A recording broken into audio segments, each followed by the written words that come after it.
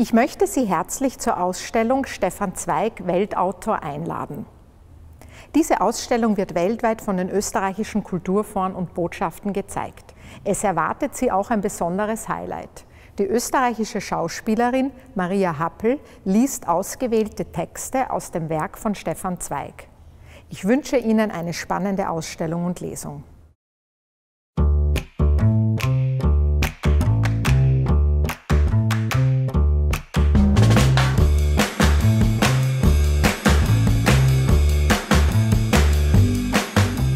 Es gab in der ersten Hälfte des 20. Jahrhunderts auch international nur ganz wenige Autorinnen und Autoren, die so bekannt waren wie der Österreicher Stefan Zweig. Um 1930 war er sicher der meist übersetzte deutschsprachige Autor. 1928 zum Beispiel erschien eine Gesamtausgabe seiner Werke in der Sowjetunion. Da war er noch nicht einmal 50 Jahre alt. Und ein weiteres Indiz für diese weltweite Wirkung sind die vielen Vortragsreisen, die er unternahm durch Nordamerika und Südamerika und natürlich durch Europa. Und zum Zweiten, und das ist ein zweiter Punkt in der Ausstellung, er war ein begeisterter Reisender von Jugend an. Er hat vor dem Ersten Weltkrieg Indien besucht, das damalige Ceylon, Burma, das damalige Burma. Er hat zum ersten Mal Nordamerika besucht und er ist nach seinem Weggang aus Salzburg 1934, in Deutschland waren schon die Nationalsozialisten an der Macht, auch in den 30er Jahren noch mehrmals über die Ozeane gefahren, ebenfalls nach Nordamerika, nach Südamerika und hat auch von Anbeginn an begeistert darüber geschrieben. Zum Dritten haben ihn die großen Entdeckerfiguren in der Weltgeschichte interessiert. Und dann gibt es noch einen Aspekt und der betrifft die großen Weltideen, für die Stefan Zweig steht. Europa ist das eine, Pazifismus und Humanismus ist das andere. Und all das versuchen wir durchaus kritisch in dieser Ausstellung darzustellen. Und jetzt wünsche ich Ihnen viel Spaß mit der Ausstellung Stefan Zweig, Weltautor.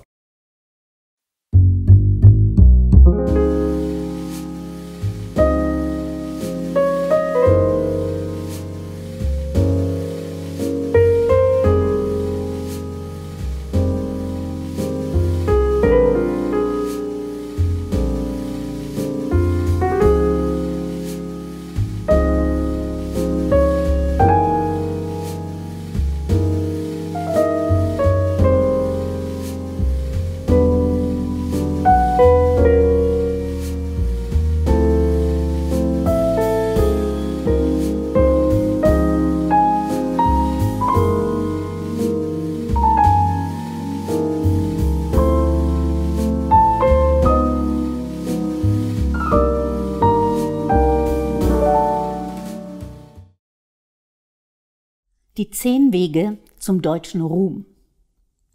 Eine Rechenaufgabe für junge Schriftsteller. Beitrag Stefan Zweigs zur Karnevalausgabe der Zeitschrift Der Ruf 1912. Der deutsche Ruhm ist, solange die Kritik bei uns nicht kritisch, sondern sentimental ist, eine Angelegenheit nicht des Verdienstes, sondern der Geschicklichkeit. Ein paar Ratschläge seien Jüngeren und Auftretenden darum gegeben. Der erste. Pflege deinen Körper, damit du alt werdest.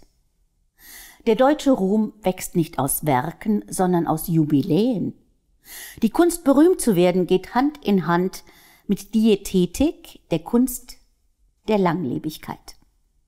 Du musst 50 Jahre werden, dann 60, dann 70. Mit 80, wenn du es erlebst, bekommst du den Nobelpreis. Der zweite. Schreibe viel und kümmere dich nicht um Qualität. Non multum sed multa. Wir leben in einem Lande, wo Tüchtigkeit sichtbar sein will und Fleiß als Tugend, ja, als Talent gilt. Sei umfangreich in deinen Werken, solange Langeweile noch mit Literatur identisch ist. Ändert sich der Geschmack, so ändere dich mit. Das Hauptbuch, das Sie hier sehen, ist vielleicht das Herzstück dieser Ausstellung. Es ist ein einzigartiges Dokument, ein Unikum in der Literaturgeschichte, das wir für andere Autoren nicht haben. Es ist nach dem Modell eines Kontorbuches konzipiert, eines Kontorheftes. Und hier hat Stefan Zweig die einzelnen Verträge eingetragen, die er mit den verschiedenen Verlegern abgeschlossen hat, die vielen Übersetzungen seiner Bücher, die Lizenzen, die Auflagenhöhen, die seine Bücher erreicht haben, die verschiedenen auch Namen der Übersetzer und die Erträge, die ihm diese Bücher eingetragen haben. Dieses Buch zeigt, mit welchen unternehmerischen Fähigkeiten Stefan Zweig seine literarische Tätigkeit gemanagt hat. Das zeigt, dass Stefan Zweig ein sehr guter Manager seiner selbst war, ein wichtiger Meister der Selbstpromotion, kann man sagen. Und das ist sicher ein wichtiger Faktor für seinen Welterfolg, für seinen einzigartigen Ruhmes, für den Ruhm, den laut Thomas Mann bis in die kleinsten Winkel der Erde gereicht hat. Ganz, ganz wichtig für seine Erfolge war auch das einzigartige Netz an internationalen Verlegern, Cheflektoren, Schriftstellerfreunden, das er sein ganzes Leben lang aufgebaut hat. Und am Schluss ist es auch zu erwähnen, dass diese großen Fähigkeiten, vielleicht unternehmerische Fähigkeiten von einigen Schriftstellerfreunden belächelt worden sind, zum Teil mit Neid ist es über sie ironisiert worden.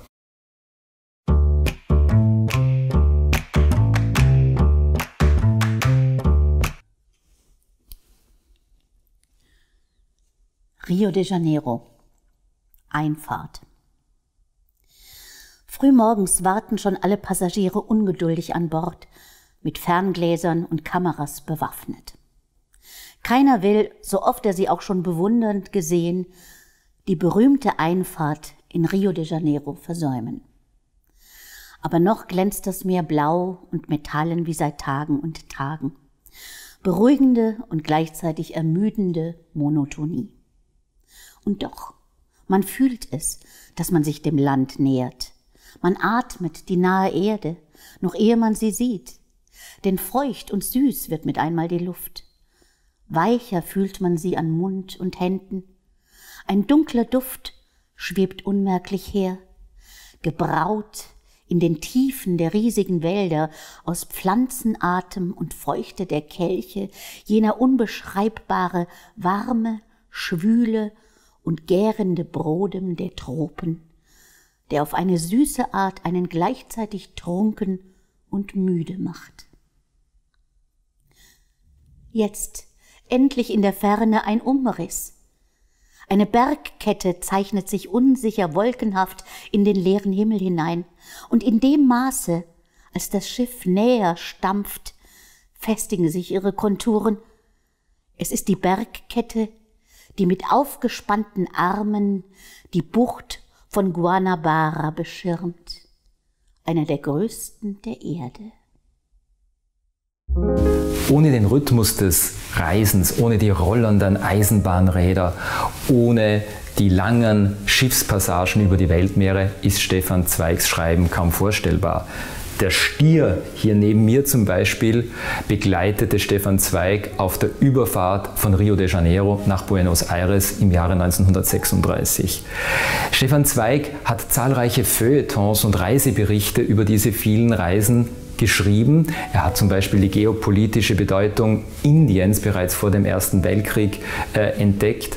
Er war begeistert von technischen Höchstleistungen, wie etwa dem Bau des Suezkanals oder dem Bau des Panamakanals, und er war buchstäblich immer unterwegs. Wir zeigen in der Ausstellung eine ganze Reihe von bedeutenden Notizbüchern, Tagebüchern, die diese Reisen in alle Weltgegenden dokumentieren. Magellan.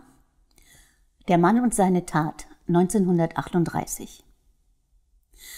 Am 3. Tag kehrt gehorsam die ausgesandte Schaluppe zurück und wieder winken schon von ferne die Matrosen, wie damals an dem Tage Todos los Santos, da sie den Eingang zur Straße entdeckten. Nun aber, tausendmal wichtiger dies, haben sie endlich den Ausgang gefunden. Sie haben das Meer, in das dieser Kanal mündet, mit eigenen Augen gesehen. Das Mar del Sur, das große, unbekannte Meer.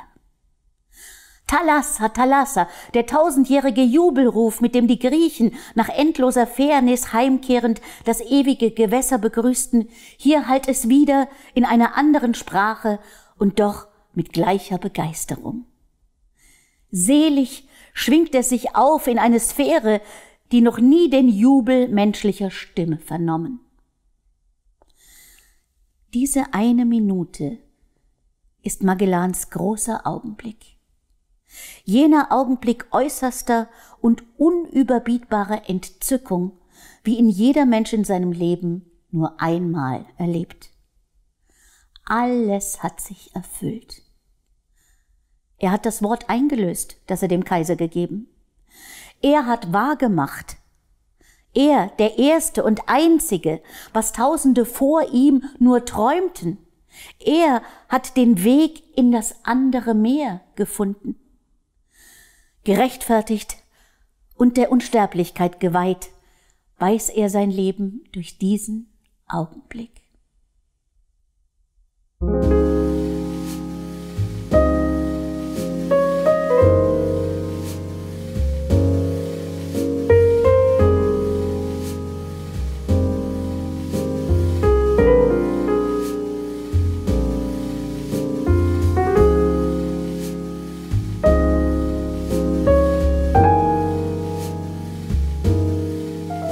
Ein Schwerpunkt unserer Ausstellung ist dem Weltumsegler Magellan und der Magellan-Biografie Stefan Zweigs gewidmet. Die Victoria hinter mir war das einzige Schiff aus Magellans Flotte, das seinen Ausgangspunkt, das spanische Sevilla, wieder erreicht hat. Diese Figur und die Biografie Stefan Zweigs eignen sich besonders gut, das Verhältnis von Dichtung und Wahrheit darzustellen, zwischen mythischer Entdecker-, Abenteurererzählung, einer Erzählung, die auch den Fortschritt des menschlichen Geistes illustrieren sollte, und den historischen Fakten, der historischen Wirklichkeit. Denn der wirkliche Magellan war in erster Linie ein Kolonisator im Dienste der spanischen Krone.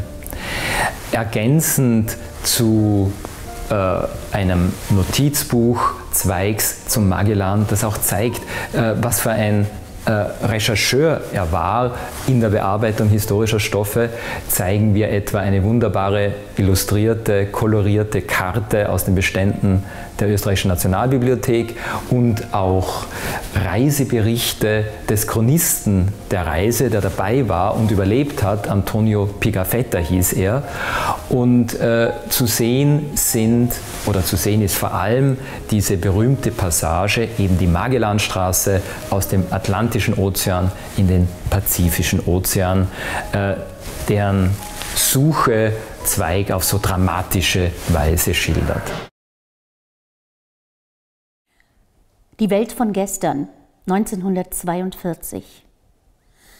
In der Tat, nichts vielleicht macht den ungeheuren Rückfall sinnlicher, in den die Welt seit dem Ersten Weltkrieg geraten ist, als die Einschränkung der persönlichen Bewegungsfreiheit des Menschen und die Verminderung seiner Freiheitsrechte. Vor 1914 hatte die Erde allen Menschen gehört. Jeder ging, wohin er wollte und blieb, solange er wollte. Es gab keine Erlaubnisse, keine Verstattungen. Und ich ergötze mich immer wieder neu an dem Staunen junger Menschen, sobald ich ihnen erzähle, dass ich vor 1914 nach Indien und Amerika reiste, ohne einen Pass zu besitzen oder überhaupt je gesehen zu haben. Man stieg ein und stieg aus, ohne zu fragen und gefragt zu werden. Man hatte nicht ein einziges von den 100 Papieren auszufüllen, die heute abgefordert werden. Es gab keine Permits, keine Visen, keine Belästigungen. Dieselben Grenzen, die heute von Zollbeamten, Polizei, Gendarmerieposten dank des pathologischen Misstrauens aller gegen alle in einen Drahtverhau verwandelt sind, bedeuteten nichts als symbolische Linien, die man ebenso sorglos überschritt wie den Meridian in Greenwich.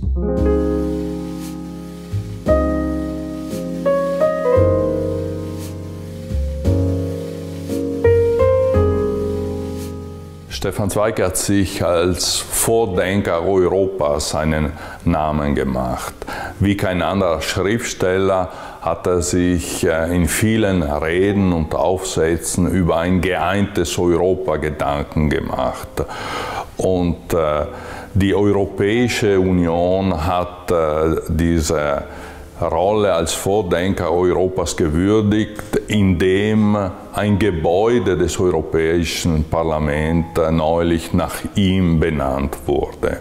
In der Ausstellung zeigen wir Fragmente des Dramas Adam Lux, in dem er die Utopie der Vereinigten Staaten Europas entwirft. In der Welt von gestern skizziert er die Vision eines Europa ohne Grenzen und er erinnert sich an die Zeit von 1914, in dem er nach Amerika und nach Indien reisen konnte, ohne ein einziges Mal den Pass zu zeigen und ohne die vielen Formulare auszufüllen, die man heute auszufüllen hat, um zu reisen. Die Ausstellung inszeniert die Positionen von Stefan Zweig zu Europa als Teil eines polyphonischen Gesprächs, als Stimmen in einem mehrstimmigen Gespräch und stellt sie in einem Zusammenhang mit anderen Stellungnahmen, mit anderen Büchern zu Europa, in denen Europa sehr kontrovers diskutiert wird.